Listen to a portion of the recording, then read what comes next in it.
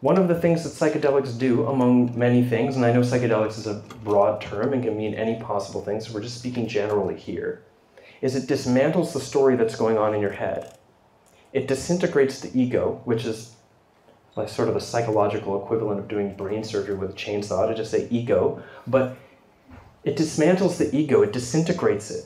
It sends you into an encounter with either yourself or with the relational dynamics of the people in the room, or the relational dynamics of the people that existed long before you, or maybe it puts you in somebody else's reality, somebody else's subjective shoes, maybe it puts you into the whole, feeling an entire culture over time, over strife, over trouble. Maybe it brings you into a place where you identify and experience animals.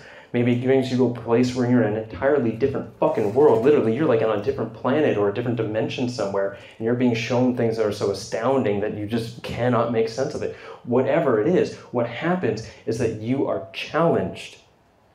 You disintegrate the way things are, and you are given something else to handle. Something else that can challenge you. Something else that, if we learn to wrestle with it in a way that shows each experience we pass through, each challenge we pass through, as an opportunity for meaningful, generative, learning experiences, it can be very positive.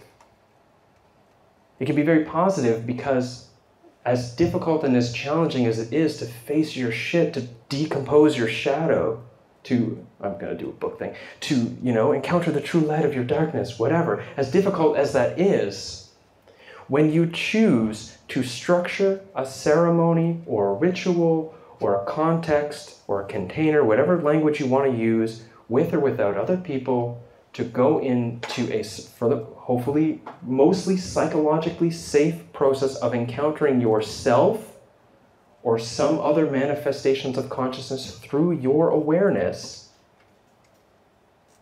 as an intentional decision to grapple, to wrestle with those things, to generate a greater sense of resiliency or to learn more about the nature of the world, of yourself, that is excellent preparation for the other things in your life that will inevitably cause you to question the fundamental stories, that will disrupt and dismantle everything you thought was valuable in your life up until that point.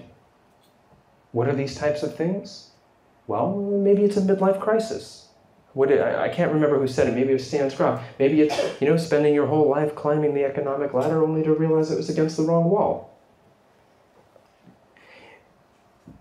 Maybe it's when your best friend dies, or your mom, or your dad, or your child. Maybe it's when the love of your life leaves you.